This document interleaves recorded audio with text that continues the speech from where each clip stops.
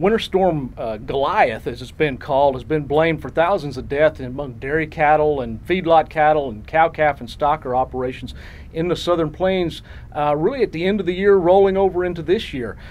So we know that the 2014 Farm Bill included a number of programs that may help producers get through or weather the storm, so to speak.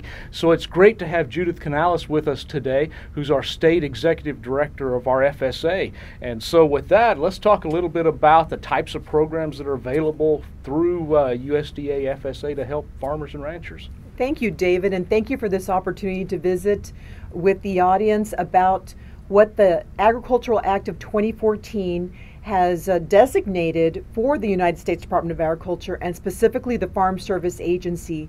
Indeed, that bill that became law in February of 2014 has been quite a robust opportunity that has been presented to us by the Congress and signed into law by the President, and we have put it in full force here in Texas.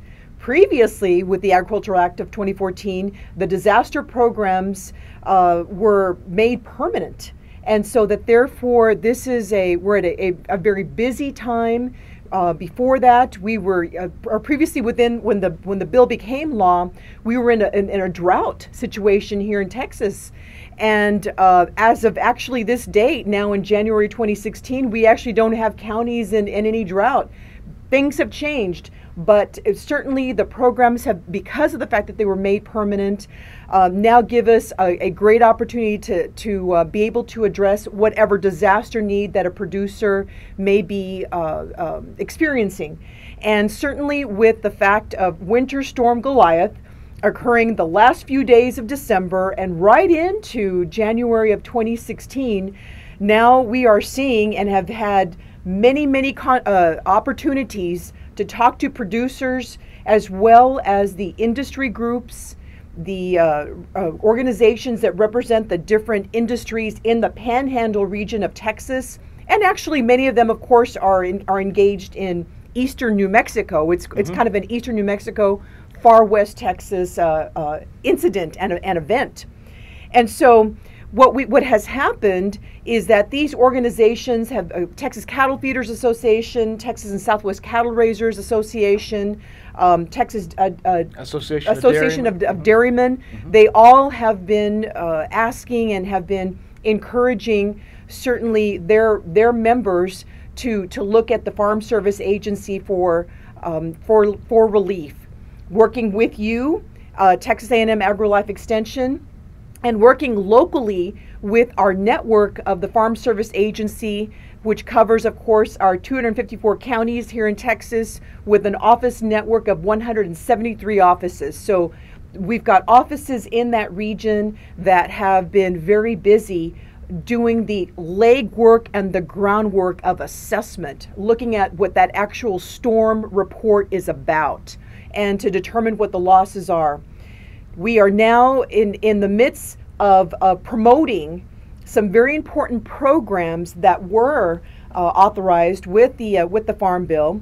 The first program being the Livestock Indemnity Program, and that is a program that offers payments to producers who have experienced livestock loss that is beyond their mortality rate. And those mortality rates have been established by our Texas state committee, and that of course those are established state to state on a national basis.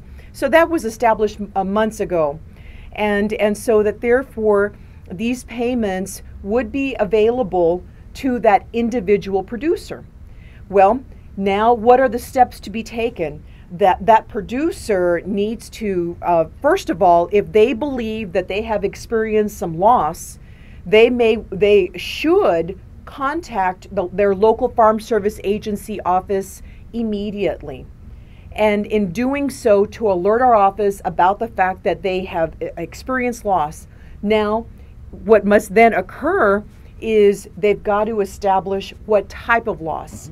And so we'll go into at this point, and if you've got some questions, certainly is a phone call okay to get on the list, or do we need to make an appointment and come right in? A phone call can get you started. Okay.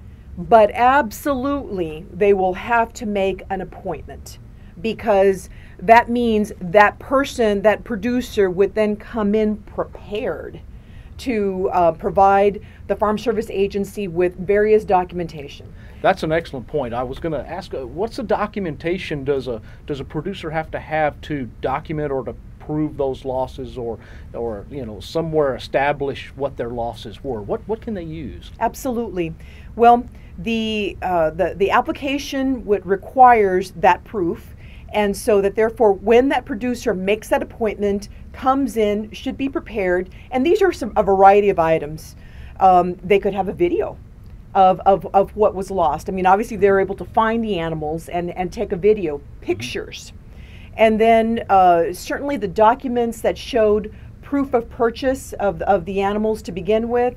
There's a document. It could also be any kind of disposal, rendering of that carcass. Some kind of receipt from the rendering truck or rendering operator. Absolutely, absolutely. So those are all a part of what the documentation that we would want to see from the Farm Service Agency office to be made available. For instance, a dairy might have production records, even from DHIA or something like that, something that goes with each individual's cow as that cow was milked, and some production record type thing might work also. Absolutely. Okay. Absolutely. And again, all of this so that they can, we also realize that even because of weather conditions, there may be some areas that are they're not able to access. Still digging out. Still digging out. It's cold out there, and of course we respect that. We understand that. But the main thing is to establish the fact that they believe that they have already had some type of a loss. Okay. Is there a deadline? They need to come in or need to call in or get this ball rolling by some date? Well, let's remember, the storm having occurred tail end December, 1st of January, so the clock is ticking. Absolutely. They've got 30 days from that point of determining that loss, and to be able to come into our office and establish with these records that I mentioned. And so it is time sensitive. And so we, for that reason, are really trying to encourage producers to give this some strong thought and to get themselves organized, and to make that contact with our local Farm Service Agency office. So you've really got till the end of the month, the end of January, to get going, that 30-day idea of limit. So just reinforcing that, this isn't one we can put off or wait till July or whenever. You might want to get going earlier than that if you're going to participate. Indeed, and again, recognizing that there are still maybe some items where a producer, there's some unknowns. We understand that, but it's very important to contact their local Farm Service Agency office. Now, what happens if they may have several counties that a producer is operating in? They need to speak up and contact their main office, where they have been accustomed to what we call their administrative office, where they've been accustomed to doing business. I also recognize the fact that because our livestock programs in the past had not been permanent, and so there were many producers that had not really had the opportunity or had any motivation to come to an FSA office. And well, they do cases, now. Some of those ad hoc type programs may not have kicked in until 3 or 4 years later. So now, as a permanent program, you got to do something, because there's a clock ticking. Indeed it is, and because they are permanent, it would be wise to come in and establish yourself with FSA, and so, because frankly, be this a winter storm disaster, but we've had disasters certainly in other parts of the state where it's flooding, it's rainstorms. It's the Gulf Coast, where you're going to have all kinds of hurricanes and such. Animals may end up truly getting blown away, and so therefore the FSA office can actually be your point of record for establishing what is it that you owned. And we may certainly have some flood losses this year in parts of central Texas or east Texas with the big rainfall event, so that may be important for them too.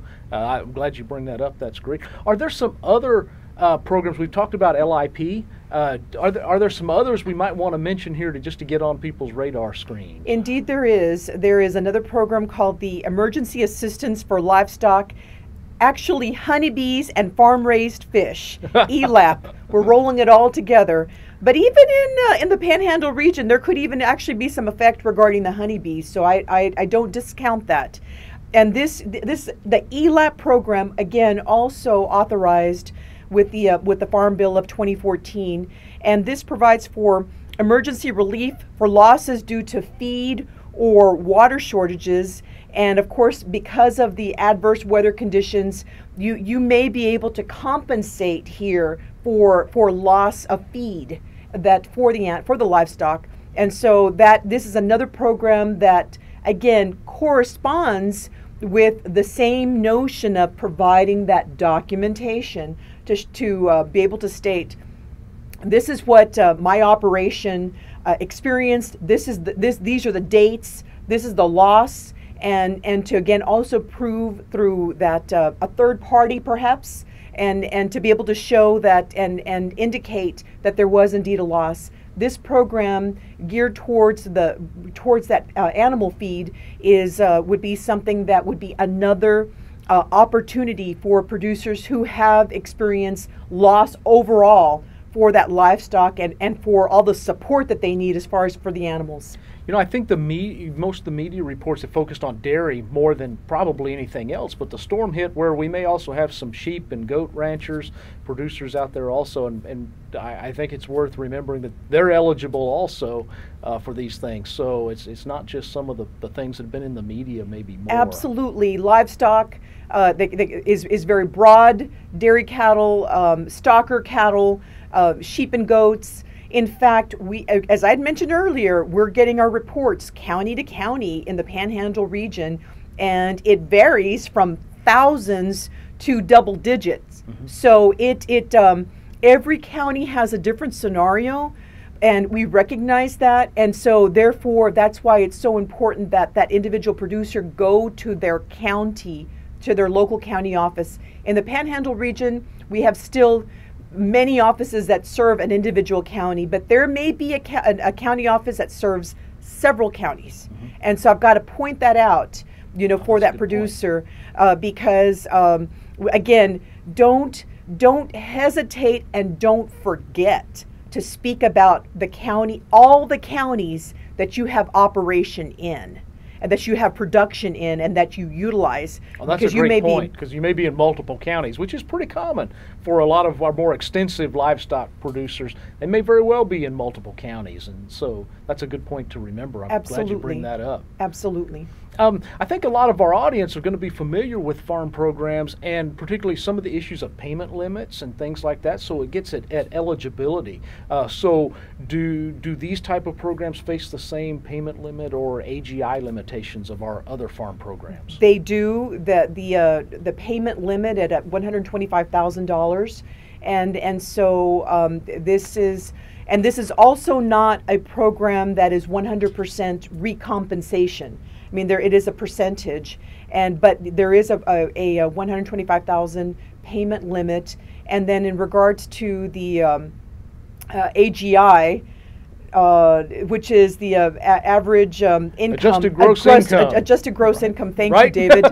and so it's 900,000. Okay. In that regard, which is standard from the 2014 Farm Bill. So if we're familiar with those limitations, we're going to be familiar. This won't be any surprise or anything new. We know those, and it is cumulative across all of these farm programs for the 125,000. That's also differs by calendar year, right? So it's get into a new calendar year, it's a new limit. The new limit will start over. Okay. Meaning, if you say, for example, that producer had gotten assistance in 2015, but their incident occurred in 2016, that's a new payment year. Okay. Oh, that's good to know. Also, I think that's a great point. Okay. I think people might be familiar with disaster declarations and things like that come from the federal or state government. Are these programs that we're talking about, LIP or ELAP or the others, are they disaster declaration dependent? Actually, because of the fact of the programs having been made permanent, with the Agricultural Act of 2014. They do not require a disaster declaration, but we have, and I refer to the Livestock Indemnity Program, the Emergency Livestock Assistance Program that I also mentioned, ELAP, that I had mentioned earlier. They do not. These are programs that are under operation as we speak right now, and that's why the encouraging very much that time sensitivity for producers to come into the office to contact our office to be able to make an appointment to come into the office. But one program that does have a disaster requirement falls under our farm loan program, under the emergency loan program, and that is something that, as I had mentioned earlier, we have been receiving each county and our county executive director, who's that local leader on behalf of the Farm Service Agency. They may have already convened their county emergency board, which the extension agent is a part of, Natural Resource Conservation Service is a part of, rural development may be a part of as well too. Rural development and NRCS, of course, being under United States Department of Agriculture.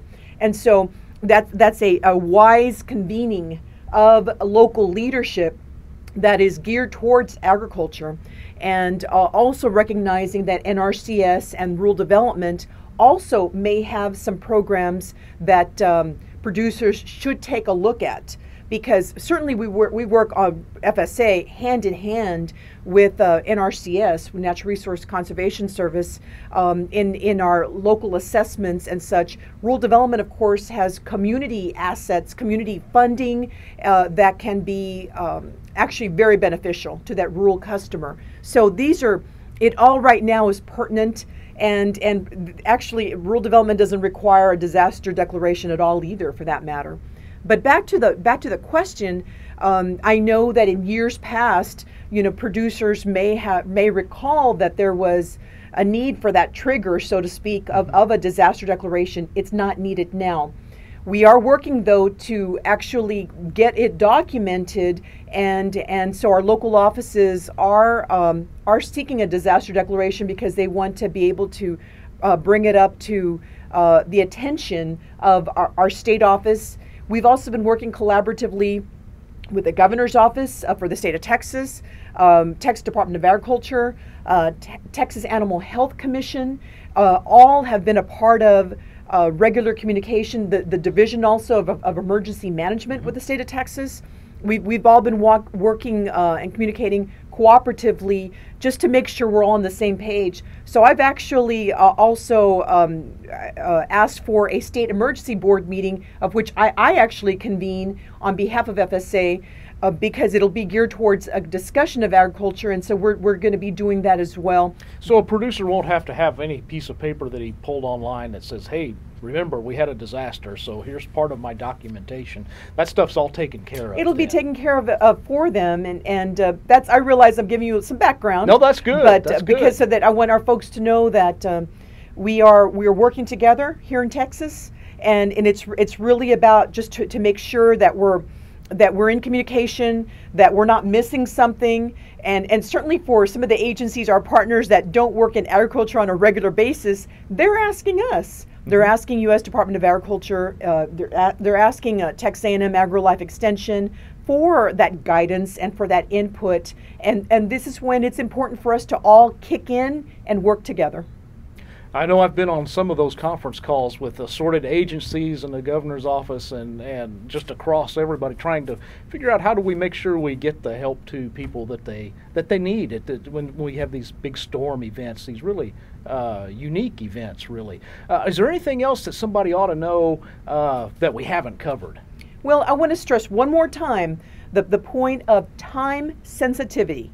And making sure that producer, it's up to you. It's don't always expect a phone call because our offices are very busy, and so it's incumbent upon that producer to actually sign up for what is a voluntary program. There's nothing automatic about this, so I want to make it very clear, and I want folks to know that, and in doing so, in contacting the local FSA office and making that appointment, come prepared come informed about your operation, and that will make the best use of your time, and certainly working with a government agency, so that therefore your payment can be processed, and that we can get that moving along. I couldn't guarantee a time frame of the payment, but I do know that the funds are available. And also, we appreciate the knowledge base that producers provide. We're getting assessments constantly, and our staff is out there, but we can't assume to know everything that's occurred in a county. So that feedback from that local producer as to what's occurring in their part of their county, where their operation is all very valuable. I mean, and that's truly, I think, one of the big benefits of the fact that we are a service center organization, USDA Farm Service Agency, located in community, closest, to the people. And working. We know people have individual situations too that make their situation different. Absolutely. That local office can deal with that. Yes, and usually our folks have we've got some folks that are personnel that are very seasoned. They've been working with the organization for many years, and then we also have some new trainees as well too. It's a mix, but the point is to come to your local Farm Service Agency office and make that application. And with that, thank you very much for being with us today. This is great, and hopefully this will help inform people what they need to do next. Thank you very much. Thank you, David, very much for this time.